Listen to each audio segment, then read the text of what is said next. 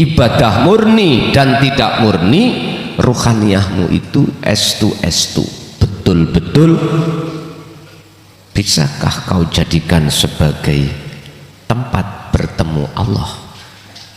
Itu jawaban dalam hatimu masing-masing. Allah membuat dua fasilitas murni, ibadah yang tidak murni, mahdhuf dan ghairu mahdhuf.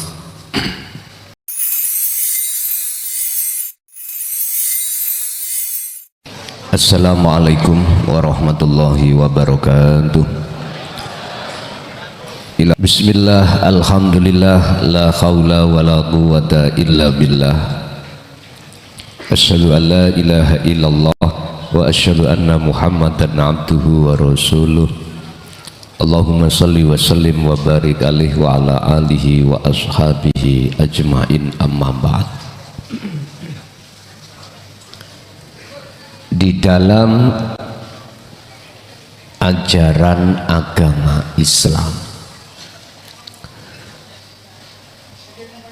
Gusti Allah itu membuat dua ibadah yang dihadapkan oleh hambanya semata-mata untuk bisa menyembah, memuja, memuji, bertemu kepadanya.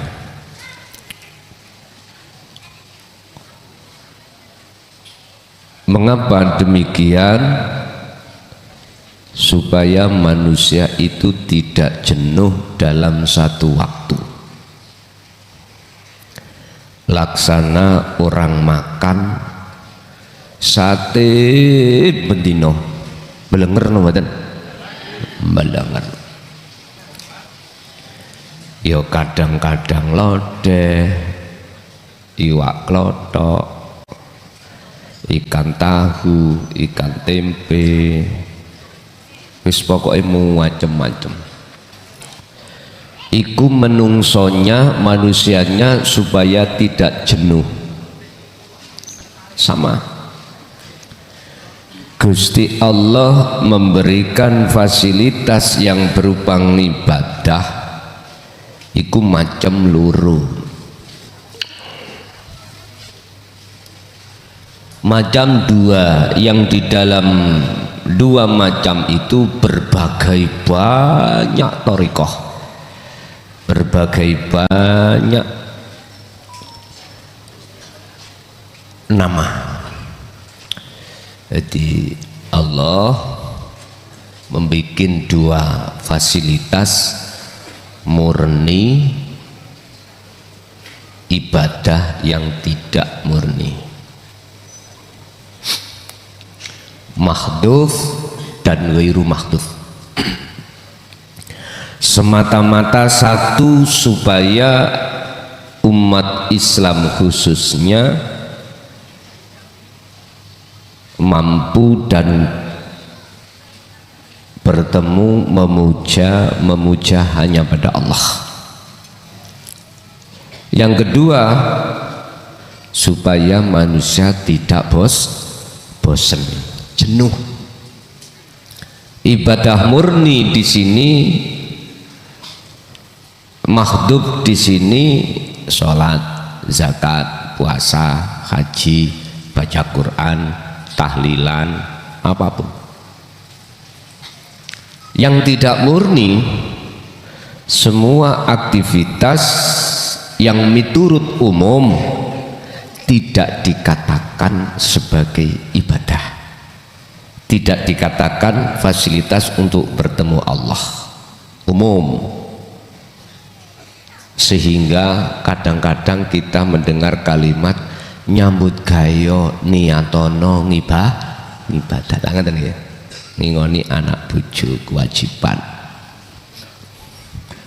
Tapi sayang sekali hal itu terucap di lisan dan tidak bisa masuk dalam hati.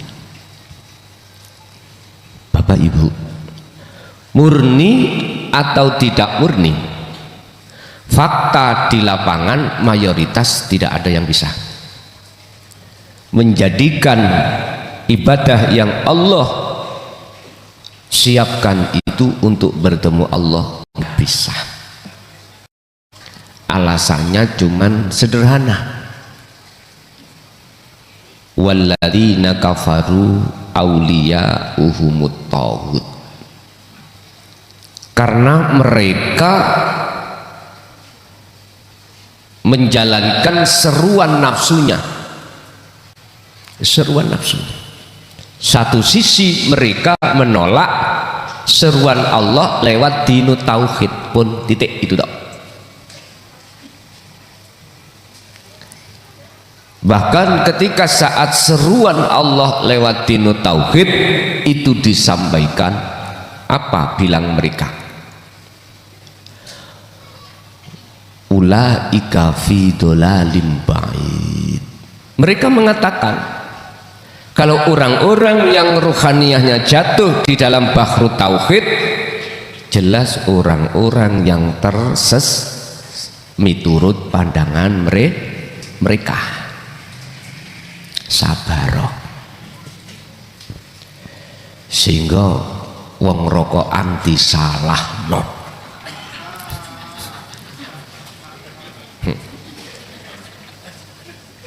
Wong rokok anti salah no karena di majelis ilmu. Sabar. Kalau miturut ilmu fikih, ilmu syar'i, yang tidak boleh kau makan, merokok atau apapun selain daripada zikir atau sholat, itu masjid.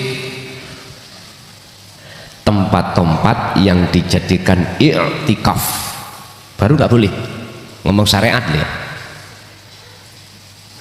Tapi ketika saat di luar itu nggak apa-apa, syariati rapopo, karena bukan min asrafil majalis, tempat untuk beriktikaf, bukan termasuk tempat yang iktikaf. Nggak boleh makan, nggak boleh rokokan, ya nggak boleh. Anehnya yang protes ikut makan. Aku ya bingung sih, ya wis, semuanya itu ada proses, Pak, jangan disalahkan. Beliau juga butuh proses seperti kita dulu, seperti itu pun. Intinya makalah ini nanti adalah menyimpan satu pertanyaan, ibadah murni dan tidak murni, ruhaniyahmu itu estu, betul-betul bisakah kau jadikan sebagai tempat bertemu Allah? Itu jawaban dalam hatimu masing-masing. Guys, kuncinya di situ, bisa dan tidaknya kembali kepada apakah Anda sudah dapatkan kefahaman dan mengamalkan sirul asar atau tidak. Kuncinya ada di situ. Bon. Oleh karena itu monggo kita bahas makalah 128 terkait masalah ibadah yang Allah siapkan. Lama alimah semangsani ngudaneni sapa Allah, ngerti lamuno ngerti tatkalane ngerti sapa Allah al-haqqu, maksudnya sapa al-haqqu Allah, yang ku maksud Allah di sini adalah ilahun wahid, wujudnya bukan namanya. Tentang masalah agama cara beribadahnya mereka antara orang muslim dan ghairu muslim caranya beda-beda. Ini kalau kita ngomong umat manusia silakan. Yang mengikuti Islam, bagaimana cara kau menyembah bertemu Tuhanmu, silakan. Di situ ada dua, mahdhuf dan ghairu mahdhuf, murni dan tidak murni. Sama di dalam agama lain juga begitu. Janganlah beda-beda cara menjadikan kau berselisih, bercerai-berai, bermungsuh-mungsuhan. Jangan. Berbeda tempat, satu masjid, gereja, wihara, dan nama-nama yang lain, silakan. Tapi janganlah beda tempat menjadikan kau bercerai-berai. Hal itu tidak akan terjadi yang namanya cerai-berai manakala semua agama mendidik umatnya masing-masing dengan ilmu ketuhanan. Bagaimana cara mengesahkan Tuhan Anda untuk menuju satu titik yang disebut Tuhan yang Maha Esa. Baru nggak ada cerai-berai. Lama alimah tatkala ngerti sapa al-haqqu wujude Allah mingka saking ati ira, ngerti wujudal malali ing anani sifat-sifat bosan. Ketika Allah mengetahui bahwasanya manusia itu memiliki sifat bosan, mongko lawana, mongko paring werna-werna sapa Allah laka maring sira atau di ing piro-piro ibadah kanggo taat. Ngeten, Mbak. Di dalam ibadah murni, sholat, zakat, puasa dan sebagainya, bisa Anda jadikan sebagai jalan pertemuanmu terhadap Allah. Wujudnya itu hanya di dzikir rasa atau dzikir sirul asrar. Di luar daripada aktivitas tersebut berarti yang tidak murni, itu Allah sebut sebagai ibadah ghairu mahdhuf, bisa kau jadikan sebagai alat thariqah untuk pertemuanmu terhadap Tuhanmu. Kuncinya ada di dzikir sirul asrar. Ringkes ngoten. Wa alimah lan ngerteni sapa Allah ma ing apa fika kang ana ing dalem ati sira. Ketika Allah mengetahui bahwasanya manusia itu punya sifat bosen, Allah kasih berbagai macam-macam aktivitas untuk menyembah Tuhannya dalam hal ketaatan. Dan itu bisa terjadi manakala hatimu sudah bertauhid. Wa alima fika min wujudis syarari, min wujudis sarohi, saking bayani min wujudis sarohi, bayani saking apa anane kesusu-susu apa ngongso-ngongso ngene apa gubuk kabeh tergopoh-gopoh. Dan Allah mengetahui bahwasanya manusia dalam hatinya suka gopoh-gopoh, tergesah-gesah, maka fahajaroha alaika fi batil auqat. Fahajaroha mongko nyegah sopo Allah ha ing taat alaika ing atase sira fi batil auqati ing dalem sebagiane pira-pira waktu. Artine ngene, Gusti Allah itu tahu kalau manusia itu sukanya ke susu. Atine lho, maksudnya atine, aku jempol iki atine salah paham. Jare padane iku sing golek-goleki. Pun sifate menungso iku pengen cepet-cepet ndang. Loh, ketika Allah mengetahui manusia itu sukanya ndang, lekas, fahajaroha, wis tak cegai tentang ketaatan. Apa maksudnya? Supaya ndang-ndangmu itu, ketaatan itu tidak kecampuran dengan kepentingan hawa nafsu, sehingga dikasih Allah berbagai waktu banyak. Satu hari satu malam kita 24 jam. Disitulah Allah memberikan beberapa waktu itu supaya jenengan itu nyun sewu bahasan dang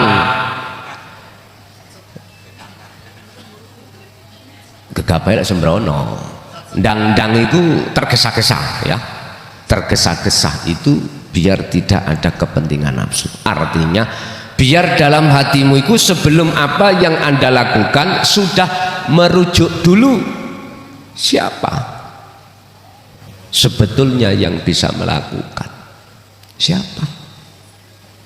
Berarti dauk atau mandeko disik, berhentilah dulu hatimu, sucikanlah apa yang mau kau lakukan itu.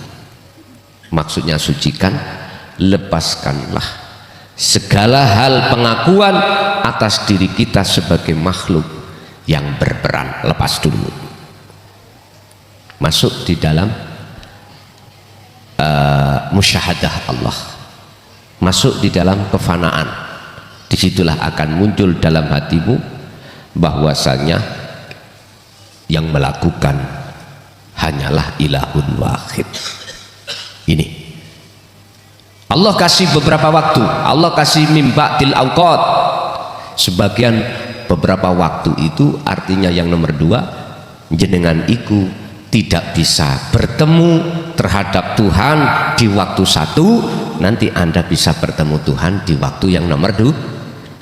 Banyak.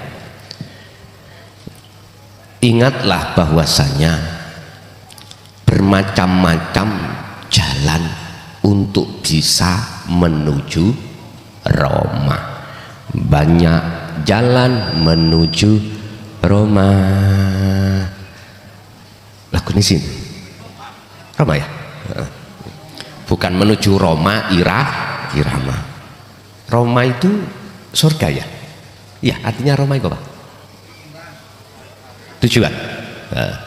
Banyak jalan menuju tujuan, gitu ya. Iya betul ya, Roma itu tujuan ya. Ya, oke. Lah tujuanmu apa? Kemana? Hakikatmu itu apa? Tujuan. Kembali kepada ayat wama arsalnaka. Bukan. Wama umiru illa liya'budullaha mukhlishina lahuddin hunafa'a wa yuqimus shalah wa yutuz zakah wa dzalika dinul qayyimah.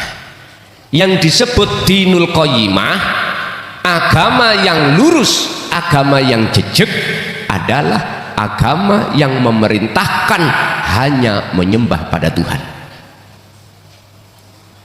Artinya bagaimana sholatmu, sembayangmu, ke masjidmu, ke gerejamu, ke puramu, ke wiharamu, kuilmu, atau ke kerjaanmu, atau ke istrimu, ke suamimu, anakmu, itu menjadi ibadah, menjadi nyembah, nilai nyembah. Bagaimana? Wama umirulan ora den perintah sira kabeh illa liya'budullaha, hanya kecuali menyembah Allah. Iki wong Islam. Wong Islam. Mengapa saya katakan wong Islam? Karena ayatnya di situ Allah. Allah itu berarti nama Tuhan umat Islam. Wis ono ayat yang umum. Wa ma khalaqtul jinna wal insa illa liya'budun. Iki untuk umum. Agama apapun. Aku kata Tuhan ilahun wahid urip iku ngomong. Aku ora bakal ndadekno raimu kabeh ya. Kecuali mung tak kongkon nyembah. Lah ini menyembah kepada Tuhan itu akan bisa menjadi nilai ibadah yang diterima manakala Anda sudah kenal Tuhan, udah kenal bahkan CS-mu ya, baru bisa diterima Anda. Berarti ibadah apapun baik murni atau tidak murni, jikalau kau tidak bertemu Tuhan berarti bukan disebut ibadah yang diterima. Enggak. Wis ngenen pirang puluh tahun, berapa puluh tahun kau lakukan seperti ini, resapi apa yang sudah terjadi dulu. Sholatmu ternyata menghadap bokong semok. Iya, ngapunten Kang Kadah ya. Aku cuman memperingatkan bagi mereka yang tidak beriman, tidak percaya. Tapi saya akan memberikan kabar baik bagi yang beriman. Mengapa menjadi kabar baik? Karena mereka akan merevolusi gaya nyembahnya terhadap Tuhan. Bapak Ibu hadirin rahimakumullah.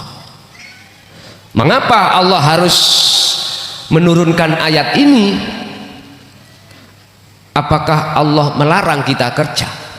Melarang kita melakukan sesuatu yang sifatnya itu di luar ibadah murni? Enggak. Justru Allah akan tahu si A si B si C bagaimana dia itu betul-betul tergolong menjadi orang yang taat kepadanya ataupun ingkar. Disitulah Pak barometere wong orang yang disebut selamat fitini wa dunya wal akhirah ada di sini. Oleh sebab itu ikutilah agama yang mengajarkan ketuhanan terhadap dirimu. Iki ngomong bab sholat khusus wong Islam. Mengapa Allah kasih makalah keterangan bahwasanya Allah akan memberikan bermacam-macam bentuk ibadah terhadap umatnya itu, hambanya itu? Karena manusia itu penuh dengan sifat bosan, penuh dengan sifat kesusu gitu. Sampai diberikan beberapa waktu. Liyakun becik ono apa himmatuka kekarepan siro manusia iku iqomas sholah menegakkan sholat. Mengapa Allah itu kok yang memberikan sebagian beberapa waktu untuk hati bertemu Allah? Jawabnya adalah liyakun himmatuka iqomas sholati, supaya manusia itu betul-betul menegakkan sholat, bukan menjalankan sholat. Beda loh Pak antara fa'ala dengan qawama.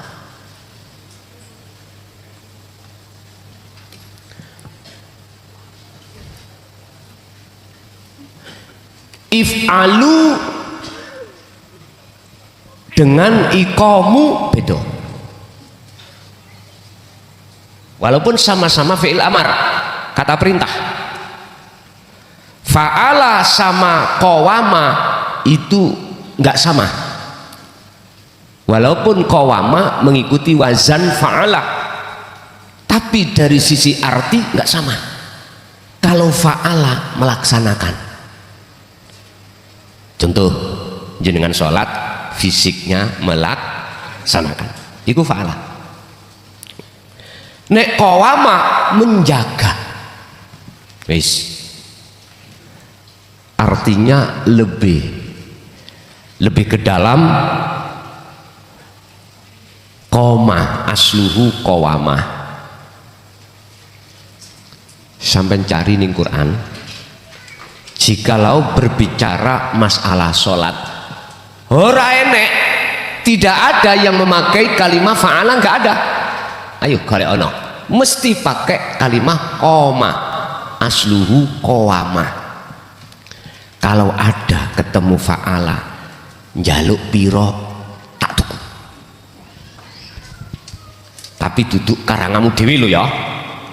Ning Quran carilah ayat yang berbicara tentang sholat kok memakai fa'ala, bawaan kesini sak njalukmu tak tuku, sak njeplake lambemu ya. Kalau ada, mengapa demikian? Monggo ayo diteruskan. Allah memberikan sebagian waktu untuk menegakkan sholat itu.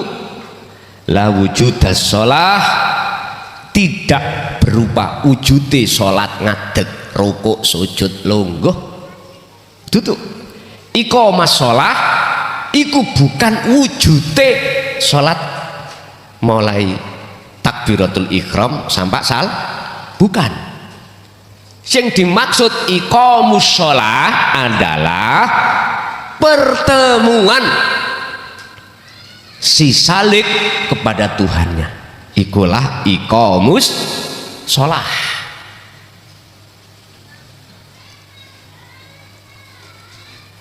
Kalau wujud sholah memang bentuk jenengan ngadeg rukuk i'tidal sujud lungguh, dikawiti takbiratul ihram, dipungkasi salam, iku wujudas sholah. Tapi di Quran nggak ada yang mengatakan wujudas sholah atau fa'alas sholah, yang ada iqamas sholah. Apa berarti artinya? Pertemuan antara kawula dengan Gusti, ikulah iqamas sholah. Fama kullu musallin, mongko ora ana saben-saben wong sholat iku muqimun negakake sholat. Tapi muqimus sholah, wong sing negakake sholat mesti musalli, wong sing nglakoni sholat, orang yang menjalankan sholat. Ini loh Pak maksudnya, orang yang melakukan sholat secara syariat. Wis nek muring-muring mesisan muring-muringo rapopo, aku punya dasar kitab hikam iki, yang kitab hikam itu diakui oleh ahli sunnah wal jamaah. Saya ini cuman kasih kabar api, kasih kabar bagus, biar kamu nggak seperti itu. Kita yang melakukan sholat secara syariat saja, sebetulnya itu belum iqamus sholah. Muring-muring terserah, tak ternilai apapun kau di mata Tuhanmu jikalau dipandangi kelas hakikat tujuan yang benar. Tapi orang yang sudah iqamus sholah sudah tentu dia itu wujudah sholah. Rupanya apa? Terserah. Gampangan ini loh Pak, kulit ambek isi iku sing berperan paling berperan iku nopo? Isi toh, isi. Contoh. Aku ini petani. saya akan menanam kulitnya kacang satu kedok, jenengan menanam bijinya kacang satu biji, yang cukul kacang hidup siapa? Jenengan toh, jenengan toh. Itu nanti kalau sudah berbuah muncul kulit mboten? Muncul. Artinya apa Pak? Mengapa Allah katakan wabtaghi fima atakallahu darul akhirah? Pertama kali Anda ini yang Anda bangun adalah ruhaniyah, kok gak jasmaniyah? Karena nanti jasmaniyah dengan sendirinya akan terbangun. Anda tidak akan pernah memunculkan ruhaniyah dengan benar manakala jasmaniyahmu ini kau dahulukan. Makanya kata W.R. Supratman, yang dibangun pertama adalah jiwa. Qurannya juga gitu. Awwaluddin ma'rifatullah. Awal kau beragama mestinya harus makrifat pada Allah terlebih dahulu. Pun kembali kepada bab sholat. Jadi beda antara iqamah sholah dengan wujudas sholah, menegakkan, membangun sholat dan menjalankan sholat, wujudi sholat itu beda Pak, beda. Kita yang masih bersyariat saja belum mengerti hakikat tujuan yang sebenarnya. Kita masih masuk di dalam wujudas sholah, gerai dohir, gerai batin belum. Wis, ini kita dulu terlalu lama seperti ini karena kita telah mengabaikan ajaran ruhaniyah. Saya bicara seperti ini bukan semata-mata menyalahkan Anda, tidak. Karena saya tadi katakan ini miturut kacamata hakikat bukan syariat. Tujuannya adalah supaya kita yang masih duduk di bab syariat saja biar naik hakikat supaya makrifat pada Allah. Gitu loh maksudnya. Berhubung awal-awal sudah salah paham, akhirnya bentrok, ya udah ragilem dikandani seruan Allah, ya monggo, silahkan kau mengatakan secara keimananmu terhadap yang lainnya, saya tidak menghalang-halangi, tapi tolong jangan dihalang-halangi juga saya menyampaikan iman secara hakikat makrifat juga. Kebanyakan enggak apa, enggak mau disalahkan, tapi dia menyalahkan. Itu namanya enggak objektif. Itu namanya Anda itu tidak balan. Coro umpama orang berjalan pakai kaki satu, hati mencolot gitu. Monggo. Terus bagaimana caranya wujudas sholah itu bernilai iqamah sholah? Gampang Pak. Waktu sebelum Anda menjalankan wujudi sholat, hatimu itu faktulu anfusakum, lepasen semua rasa keakuan makhluk, baik yang berkehendak melakukan, baik kekuatan untuk melakukan, baik keadaan untuk melakukan, bahkan wujudnya, lepasan semuanya. Katakanlah di dalam hatimu bahwasanya wujud batin dohir dirimu adalah wujudnya Allah. Bingung? Nek bingung tatapno cagak sih. Hatimu harus muncul rasa, aku lagune Allah. Pun niku mungkin mboten musyrik ta? Iya musyrik. Lama-lama tidak.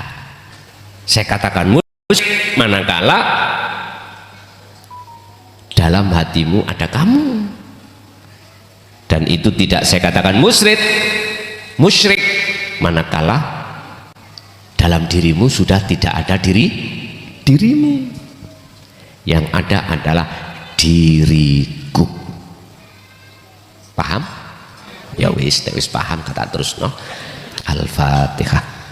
Bismillah. Akhirul kalam. Assalamualaikum warahmatullahi wabarakatuh.